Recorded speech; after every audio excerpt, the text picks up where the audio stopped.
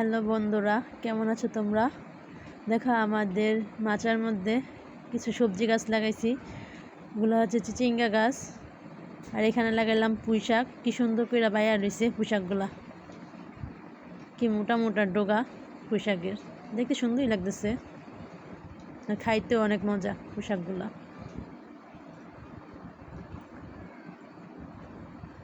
তারপরে এইদিকে লাগাইলাম চাল কুমড়া গাছ। এখনও গাছগুলা মাচার মধ্যে উঠে নাই, ছোটই আছে। বড় হইলে চাল কুমড়া ধরবো। এখানে কয়টা গাছ লাগাইছি, একটা মাচার মধ্যেই সবগুলা গাছ লাগাই রাখছি।